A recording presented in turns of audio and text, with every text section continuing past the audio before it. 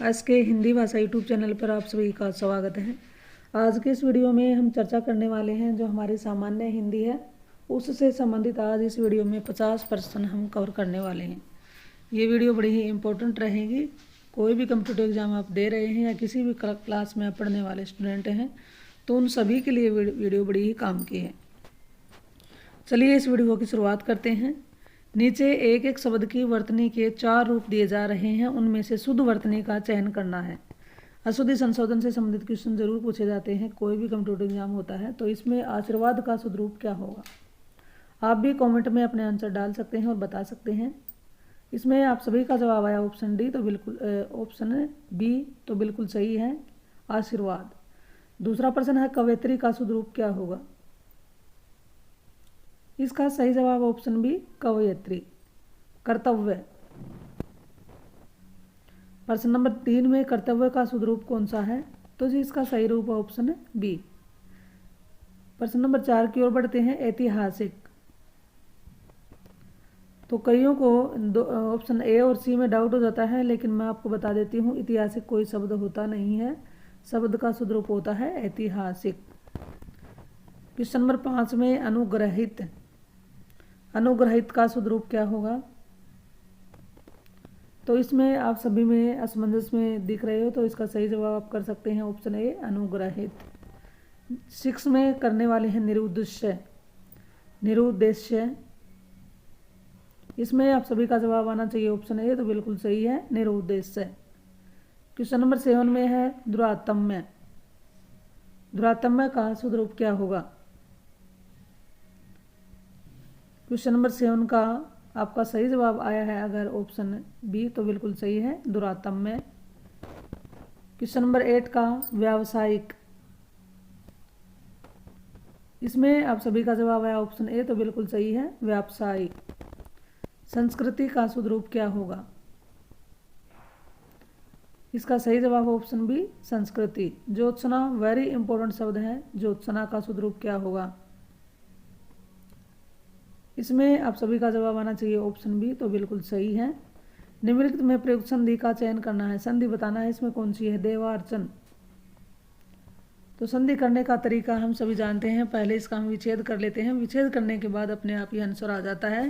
तो चलिए विच्छेद करते हैं। देव प्लस अर्चन, ए के बाद ए आ गया तो आ हो गया है, तो ये हमारी क्या है? स्वर है। तो दोनों ही जगह स्वर आए हैं, तो ये स्वर संधि है, ऑप्शन सी इसका सही जवाब है। नेक्स्ट प्रश्न है श्रद्धानंद का संधि विच्छेद, यानी श्रद्धानंद में कौन सी संधि है? इसका भी चलिए विच्छेद कर लेते हैं। श्रद्धा प्लस आनंद, आ के बाद आ है तो आ हो गया है, तो ये भी कौन सी संधि है? ये हमारी है स्वर संधि। अगला प्रश्न है गिरिंदर में संधि कौन सी है? गिरिंदर, इसका विच्छेद किया तो गिरी प्लस इंदर, छोटी ई प्लस बड़ी बड़ी हो गई है, यानी कि हर्षव या दीर्घ ई मिल करके क्या हो गई है? दीर्घ हो गई है, तो ये क्या है? स्वर संधि। नवोढ़ा में कौन सी संधि है? व्यंजन संधि है, विसर्ग संधि, स्वर संधि है, इनमें से कोई नहीं। इसका विच्छेद किया हमने, नव प्लस ऊढ़ा, ए आ के बाद ऊ आ जाता है तो ओ हो जाता है, और ये हमारी स्वर संधि में गुण स्वर संधि है। इसका सही जवाब ऑप्शन है सी। लोकेशना का, लोकेशना में कौन सी संधि है? लोकेशना, तो इसका विच्छेद किया, लोक प्लस ऐसना, तो आया आई बन गया, ए आ के बाद अगर ए आई ओ आ जाते हैं तो ए आई का आई हो जाता है, तो यहाँ पर आई है, ये वैसे स्वर संधि है, और स्वर संधि में भी हमारी क्या है? वृद्धि संधि है। इसका सही जवाब है ऑप्शन सी। स्वेच्छा का सही संधि विच्छेद क्या होगा? इसका विच्छेद किया, सव प्लस इच्छा, ए के बाद क्या आया है? ई आया है, तो क्या हो गया है? ए हो गया है। और ये किस में होता है? ये हमारी स्वर संधि में होता है, और स्वर संधि में भी गुण संधि में। तो 16 का सही जवाब है ऑप्शन ए। उन्नति में कौन सी संधि है? व्यंजन संधि है, स्वर संधि है, विसर्ग संधि है, इनमें से कोई नहीं। तो इसका विच्छेद कर लेते हैं। उत प्लस नति, दोनों जगह क्या है? व्यंजन है, तो ये हमारी कौन सी संधि है? ऑप्शन ए इसका सही जवाब है, व्यंजन संधि है। उद्घाटन में कौन सी संधि है? विसर्ग संधि है, व्यंजन संधि, विसर्ग, या इनमें से कोई नहीं। इसका विच्छेद करते हैं तो उत प्लस घाटन, तो ये कौन सी संधि है? व्यंजन संधि, ऑप्शन बी इसका सही जवाब है। मनो अनुकूल में कौन सी संधि है? इसका विच्छेद किया मनः प्लस अनुकूल, मनः प्लस अनुकूल। तो हमें नजर आ रहा है ये कौन सी संधि है, ये हमारी है विसर्ग संधि। ऑप्शन सी इसका सही जवाब है। दुशासन में कौन सी संधि है? इसका विच्छेद करते हैं तो आता है निकलकर दुह प्लस शासन। तो ये भी हमारी कौन सी संधि आई है? ये भी हमारी विसर्ग संधि है, ऑप्शन सी। प्रत्येक प्रश्न में समास से संबंधित प्रश्न आ गए हैं। चलिए करते हैं। धनहीन में कौन सा समास है? द्विगु है, तत्पुरुष, द्वंद्व या अव्ययभाव। तो जिस तरह से संधि का विच्छेद करके पता लगाते हैं उसी प्रकार समास का विग्रह करके पता लगाया जाता है कि कौन सा समास है। तो सबसे पहले बात करते हैं धनहीन, इसका विग्रह करते हैं। धन से हीन, तो जहाँ पर भी हमें दोनों पदों के बीच में या समस्त पद में कारक चिन्ह का लोप नजर आता है तो वहाँ पर होता है तत्पुरुष समास। तो धन से हीन में भी कौन सा समास हुआ? तत्पुरुष, ऑप्शन बी इसका सही जवाब है। सौरगत में कौन सा समास है? तत्पुरुष है, द्विगु है, कर्मधारय है या द्वंद्व है? सौरगत का क्या मतलब होता है? इसका विग्रह करेंगे। सौरग को गत यानी कि सौरग को गया हुआ। तो यहाँ पर भी क्या है? तत्पुरुष समास होना चाहिए क्योंकि यहाँ पर भी कारक चिन्ह का लोप हो रहा है। पुस्तकालय में कौन सा समास है? विग्रह किया पुस्तक के लिए आलय, तो यहाँ पर भी समस्त पद में कारक चिन्ह का लोप होने की वजह से क्या है? तत्पुरुष समास है। दशानन में कौन सा समास है? इसका विग्रह करते हैं। 10 आननों वाला, 10 है आनंद जिसके, अर्थात कौन है? रावण। तो जहाँ पर दोनों पद मिलकर तीसरे की और संकेत करें, तीसरे की विशेषता बताएं, तो जी वहाँ पर होता है बहुरी समास। तो इसका हमारा सही जवाब है बहुरी समास है। त्रिलोचन में कौन सा समास है? त्रिलोचन, 3 है लोचन यानी कि नयन जिसके, ये शिव जी के लिए प्रसिद्ध है। तो ये दोनों पद मिलकर तीसरे की ओर संकेत कर रहे हैं, तो ये क्या है? हमारा बहुरी समास है। कमल नयन में कौन सा समास है? द्विगु है, द्वंद्व है, कर्मधारय है या तत्पुरुष है? कमल नयन में कौन सा समास होगा?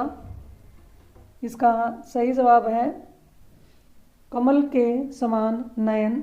तो जहाँ पर उपमेय और उपमान का संबंध होता है तो वो होता है कर्मधारय समास। इसका सही जवाब है ऑप्शन सी। अनजल में कौन सा समास है? इसका विग्रह किया अन्न और जल, दोनों पदों की प्रधानता होने की वजह से इसका सही जवाब क्या है? द्वंद्व समास है, ऑप्शन ए इसका सही जवाब है। अगला है प्रश्न, अष्टाध्यायी में कौन सा समास है?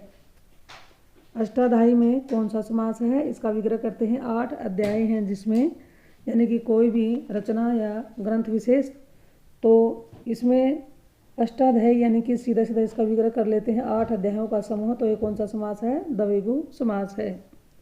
यथा समय में कौन सा समास है? इसमें समय मूल शब्द है और इससे पहले क्या लगा हुआ? यथा समय यानी समय के अनुसार। तो जहाँ पर भी पूर्व पद अव्यय होता है तो वहाँ पर होता है अव्ययभाव समास। भरपेट में कौन सा समास है? भरपेट में इसका विग्रह कर लेते हैं। पेट भर कर, मूल शब्द से पहले अव्यय लगा हुआ भर, तो ये क्या है? अव्ययभाव समास है। निम्नलिखित प्रत्येक शब्द के पर्यायवाची रूप में 4 विकल्प दिए गए हैं, उनमें से केवल एक सही है और उनमें से एक सही है, सही का पर्याय चयन करना है। पौधा, पादप, विटप, वृक्ष, पेड़।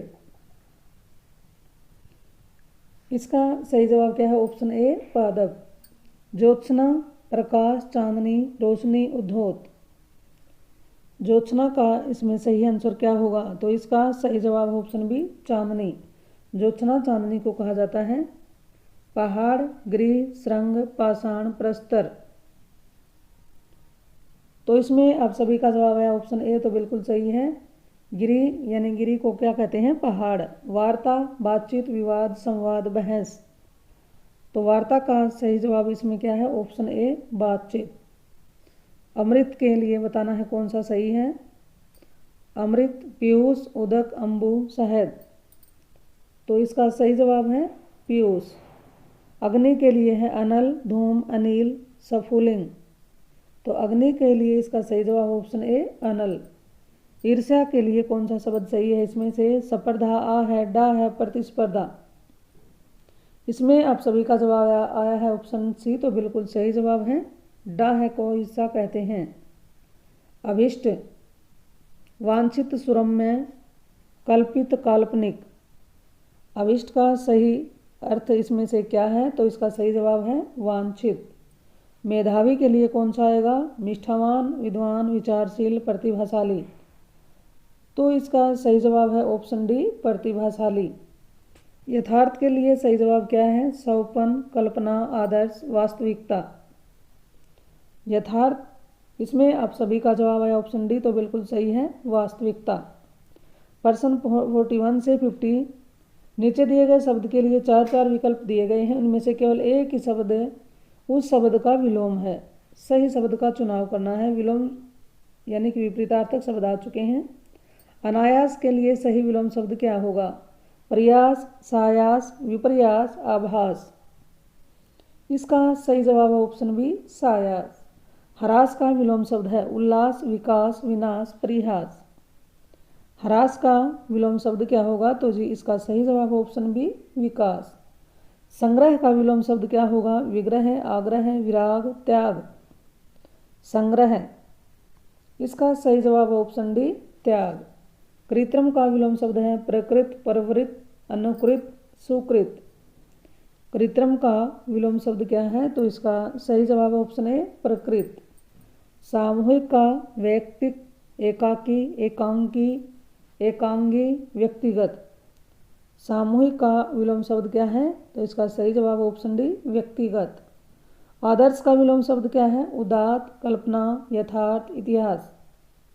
आदर्श का विलोम शब्द इनमें से क्या है, तो इसका आदर्श का होता है ऑप्शन सी, यथार्थ। संकल्प का विलोम शब्द होगा विकल्प, अकल्प, अभिकल्प, परकल्प। संकल्प का विलोम शब्द इनमें से क्या होगा, इसका सही जवाब है ऑप्शन ए, विकल्प।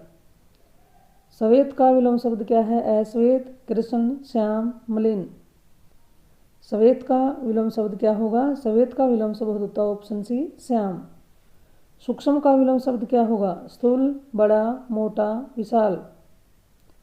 सूक्ष्म का विलोम शब्द इसमें से क्या होगा, इसका सही जवाब है ऑप्शन ए, स्थूल। इस वीडियो का हमारा अंतिम प्रश्न है, समर्थन का विलोम शब्द क्या होगा, और इसका जवाब आपके लिए है। इसका जवाब आपको कमेंट में देखकर डालकर बताना है कि समर्थन का विलोम शब्द क्या होगा। ऑप्शन है विरोध, खंडन, असहयोग, विद्रोह है। तो इस तरह से आज इस वीडियो में हमने बड़े ही महत्वपूर्ण 50 प्रश्नों पर चर्चा की है। ये जानकारी आपको कैसी लगी और इस वीडियो को आप कहाँ से देख पा रहे हैं, कमेंट में डालकर ज़रूर बताइएगा। अगर जानकारी आपको अच्छी लगे तो वीडियो को लाइक करें और अपने साथियों के साथ भी इसको शेयर ज़रूर करें। चैनल पर आप पहली बार आए हैं तो इस चैनल को सब्सक्राइब कर लें। चलिए तो फिर मिलते हैं एक और नई वीडियो नई जानकारी के साथ। इस चैनल पर आने के लिए जी आपका सभी का बहुत बहुत धन्यवाद।